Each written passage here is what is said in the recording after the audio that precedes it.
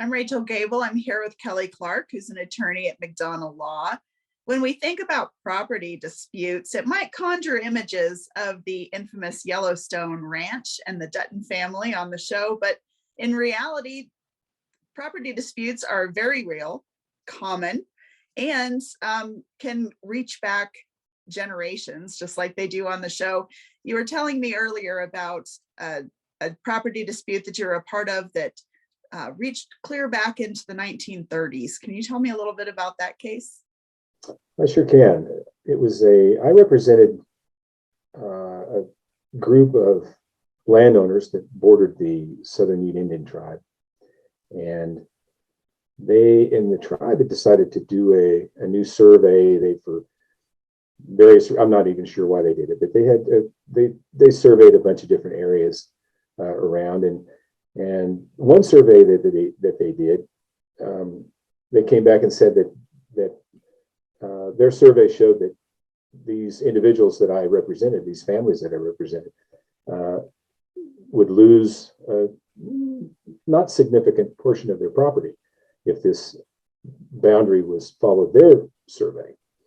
So they filed suit and in federal court, and the litigation lasted, I don't know, I guess about 2 years. And during the course of it, I filed a motion for summary judgment and was effectively won the case on summary judgment. And the crux of it was that the federal government had done the old meets and bounds surveys back in the early 30s and 1930s, and those surveys were in a way cast in stone. I mean, that was sort of how the feds looked at it. Was there was only a few. Actually, at that time, there was only one way of doing a survey, and so everybody relied on that way. It was using rods and chains and donkeys, and that's how they did it. And the judge agreed that was everybody had that was the way it was done then, and that was the way everybody relied on that at the time. And so subsequent owners had to abide by those original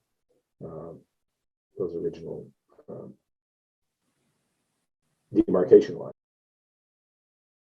Well, it sounds like something out of a novel or a TV show. It's interesting. Yeah, I'm sure that maybe more commonly some of the property disputes might be as folks maybe sell off a large piece of property to subdivide. Do you see a lot of that? We do. We see a lot of that. We see a lot of there's a lot of people that are doing these conservation easements now, and so we do conservation easements as well.